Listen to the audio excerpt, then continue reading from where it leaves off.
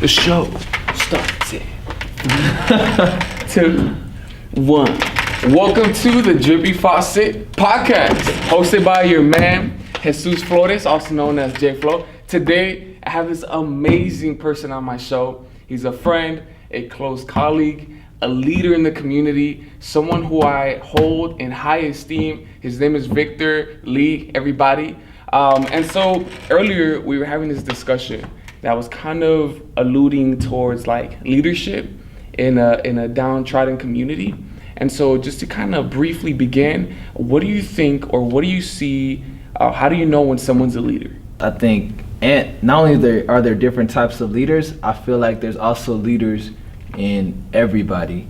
I think, how do you capitalize on that potential or bring that those leadership skills out of someone? That's another question. But I think an effective leader is someone who is able to get people to rally around a cause. Okay. And someone who's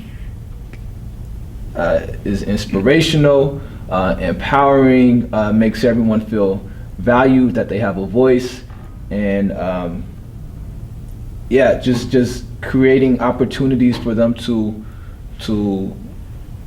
tap into their true selves, and I guess have that impact on the world that they have the potential for. All right, so I noticed that you listed a couple really important things, one of those being empowerment.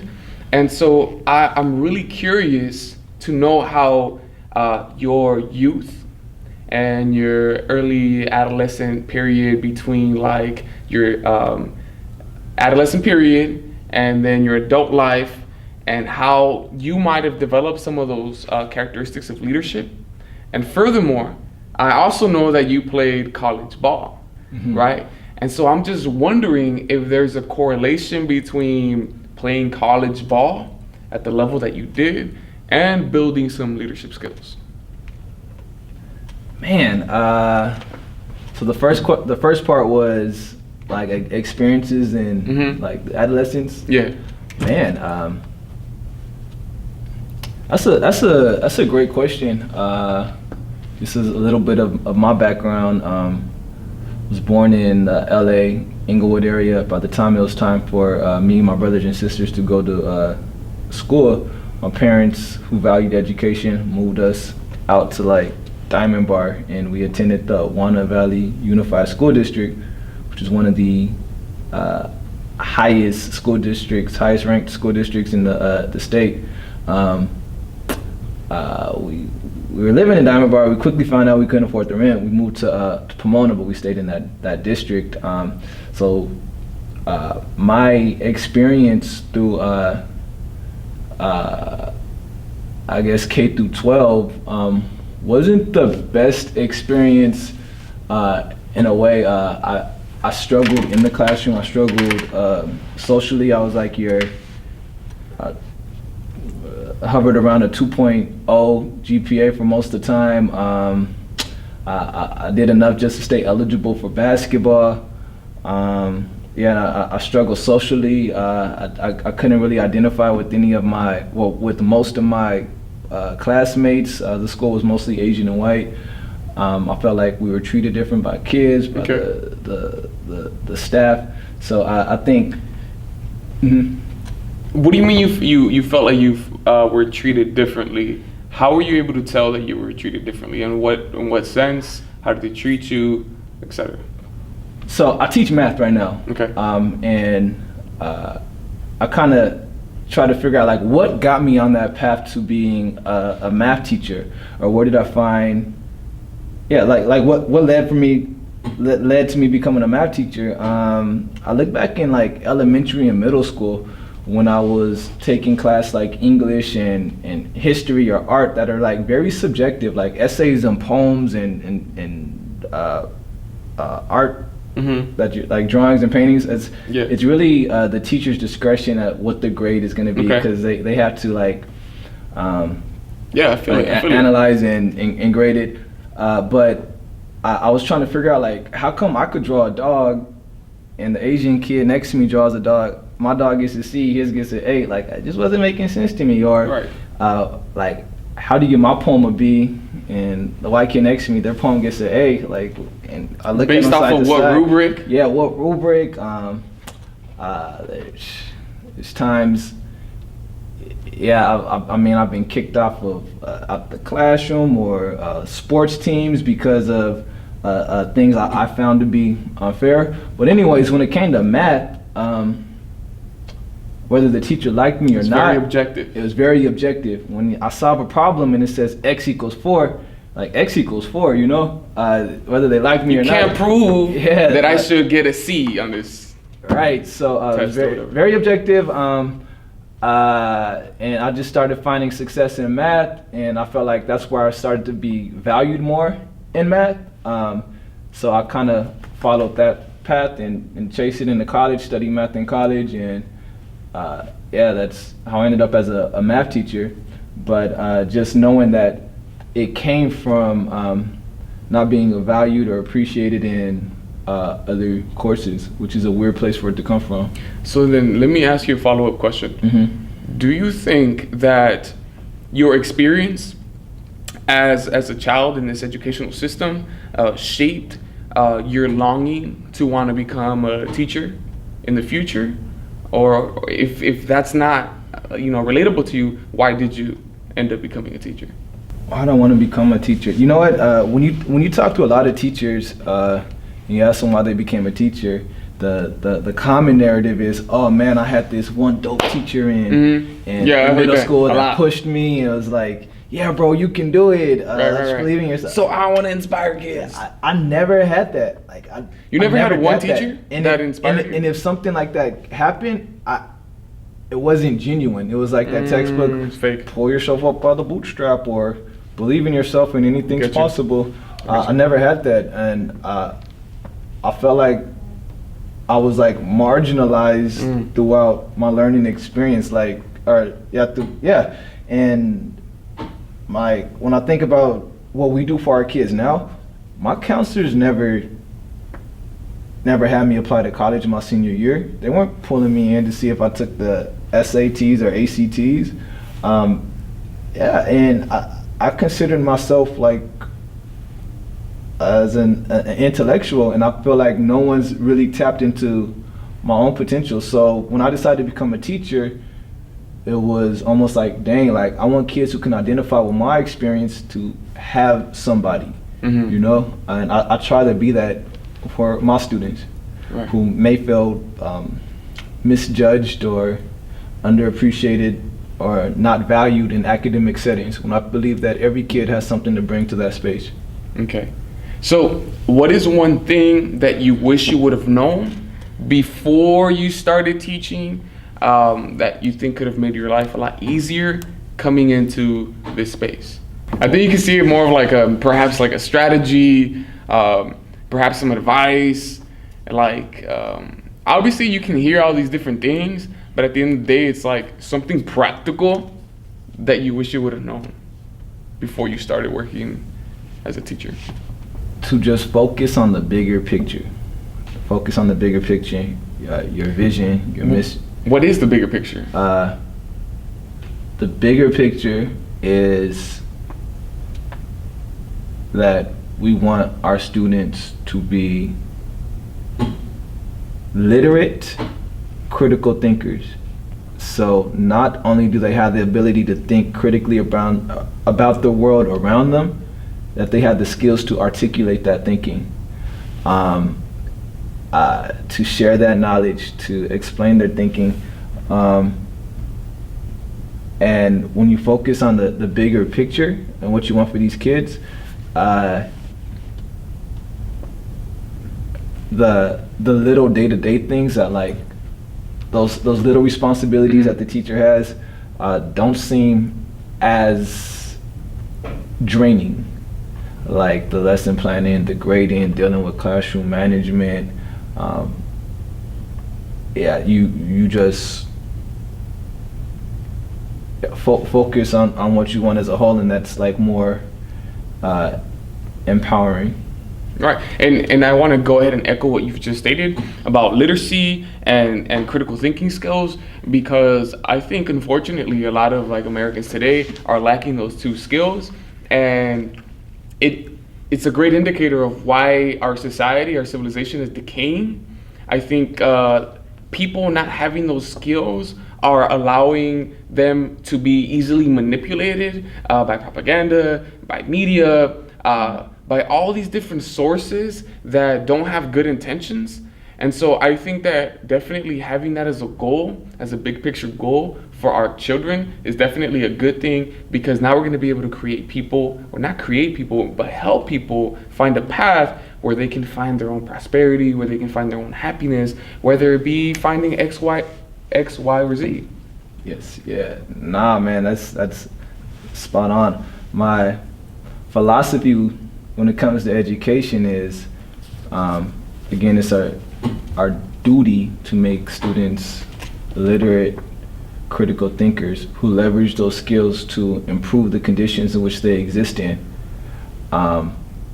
And that doesn't always mean college, but just be able to think critically about the decisions that they're making, and how decisions other people are making are impacting their lives, and just to develop those skills that give them the agency to do something about it.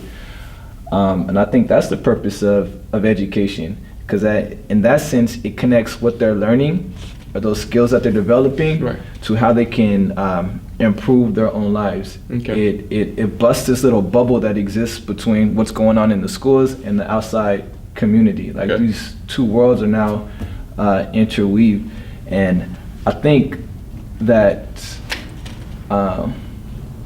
this is my one of my mentors, Mrs. West, had me thinking about this, and I think this was actually some of the best advice that I got.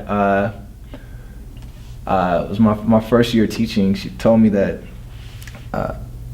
teachers get so caught up in their disciplines, right? Whether that's their classroom management. No, disciplines and what they're teaching, the subject that they're teaching. I get you. Content, yeah.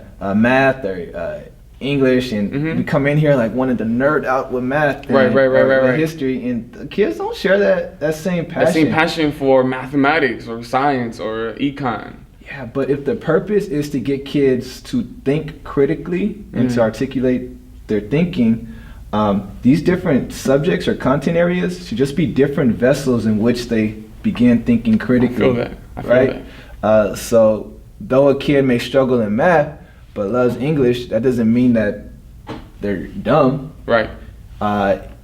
It just means that they're able to leverage those English skills more to push their critical thinking.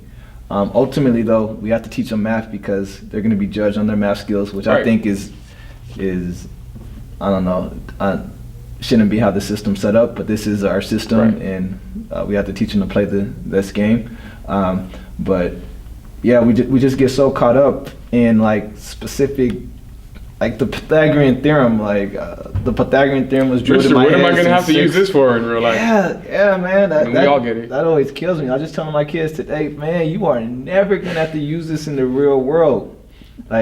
You're not.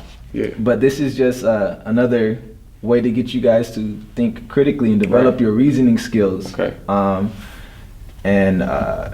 Well, that's one piece of it. The other piece is, and I tell this to them all the time, that maybe you want to go to college and be a actor or study criminal justice. Right. You had to take a college level math class. Do I think it's right? No, but that's the reality of our system. Right. Of our system. And as long as you're in my class, I want to prepare you to be successful in this system. Okay. Now we can have conversations later about how do you, once you actually beat the system, or kind of navigate. I would rather use the word navigate through the system, because the system is there regardless of whatever path we choose, but it allows you to navigate it with better mobility. Yeah, because after that, then we can have conversations on how do you change the system, or push back against it. But so it seems because I wanted to ask you, why are you a successful teacher? But through the span of this conversation, I've realized that I think what makes you a good teacher is that you put a focus on skills, life applicable skills, rather than content. And I think that's where your students are able to make that connection, not only with the skill that you want to teach them, but with you as well. And by merging those two things together, now you have students that are normally rebellious in other classes coming into your class and saying like, you know what? This guy might actually be onto something, and because he might be onto something, and he shows that he cares about me, and he shows that he's trying to teach me something that I can use in real life, then they kind of go with the flow. Yeah, no, that's spot on, bro. That's spot on. There's certain students I have success with that other teachers don't. And there's certain students that I struggle with that other teachers have success with. Keeping it real? Yeah, to keep it real. But I think even though I struggle with them, I'm still at peace knowing that at least I understand why I struggle with them. Because we weren't able to connect with everybody on a genuine level yet. Right. So yeah, that's. And I like how you say that, like, yeah. And I think it shows overall like an optimistic view of things, because I think we work in a very special place where there's a lot of educators that are actually very inspiring and very like hopeful.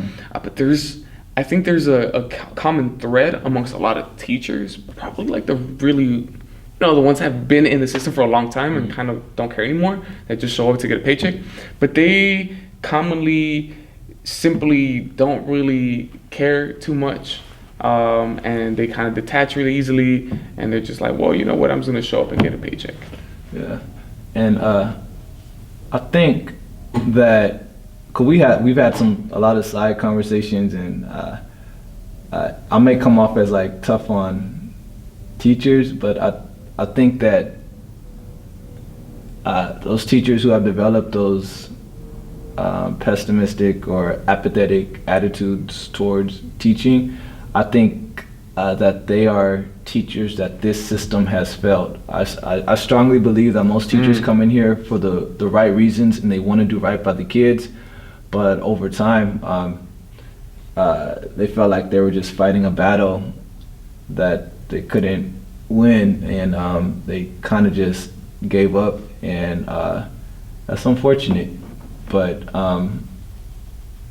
so I imagine that they gotta go. Right.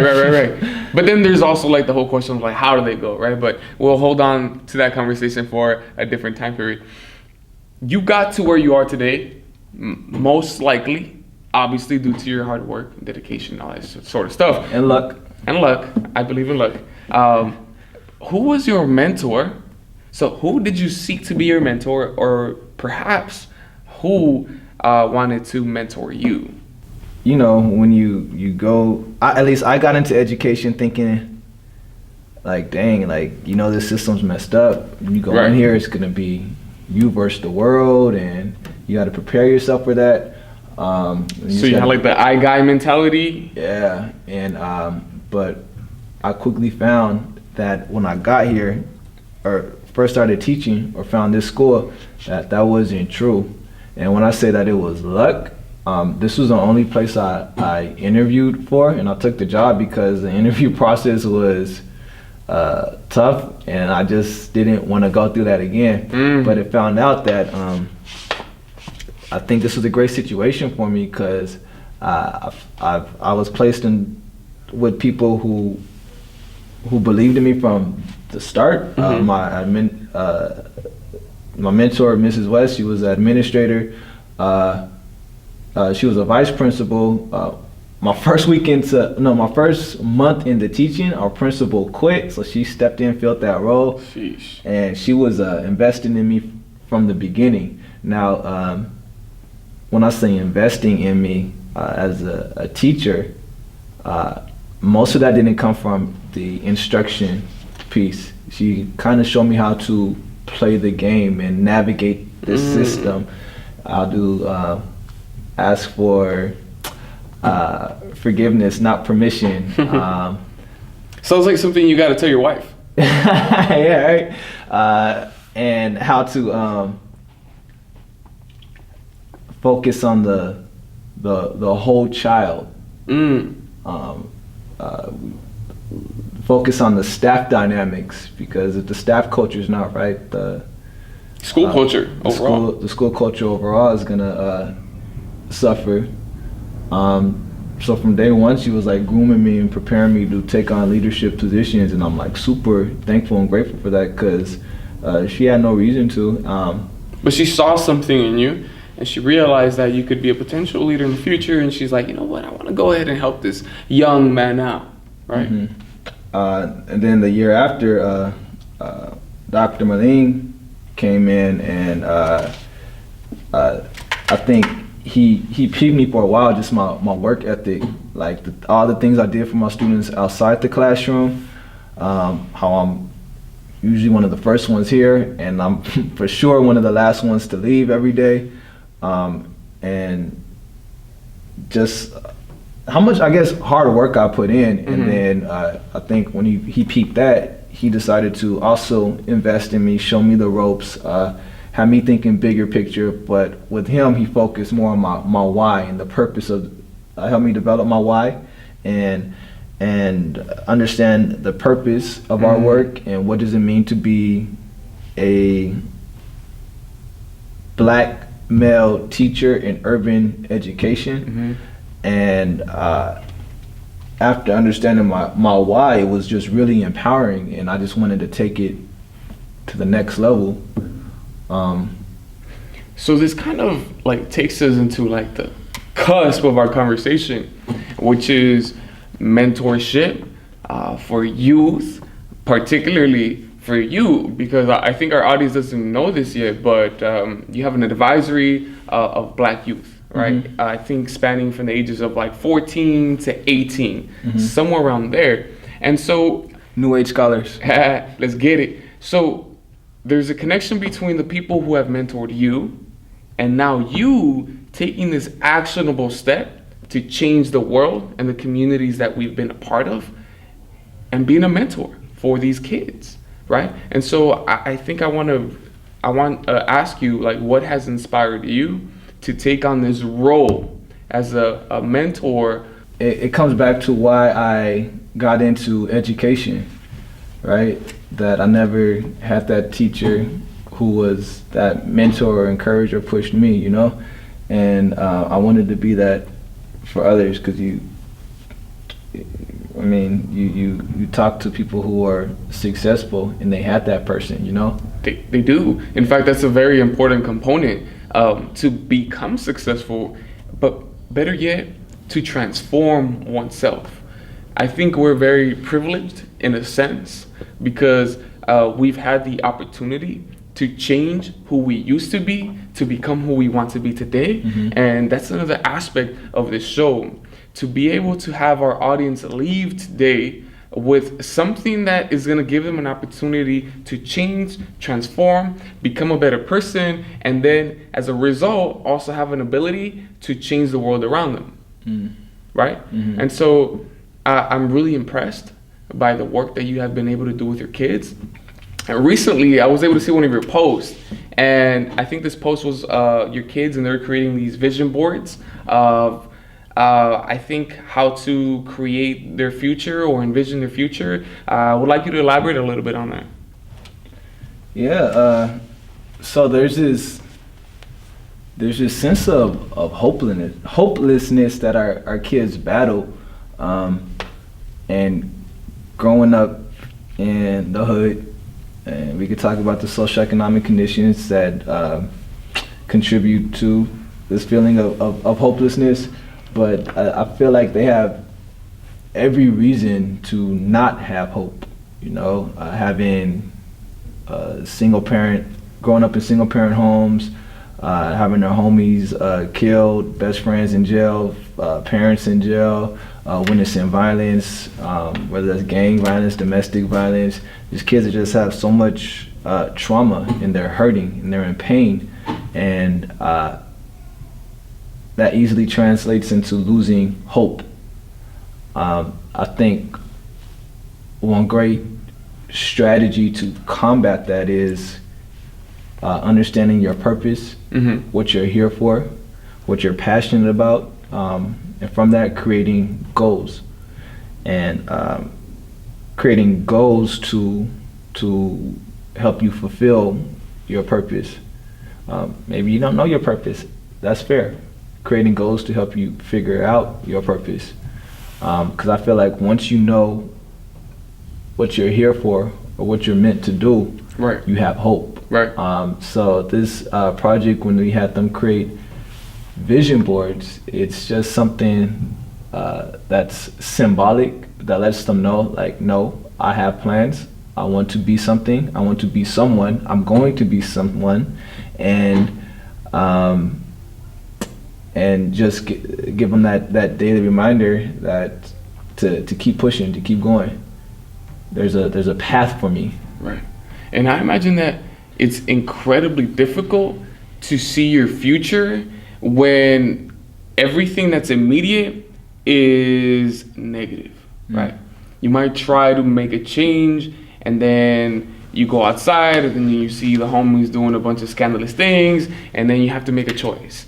Do I get a quick reward, or do I plan for the future and maybe I won't have a future? I think that's one of the biggest issues, that our kids don't really see a long-term future because of those same reasons.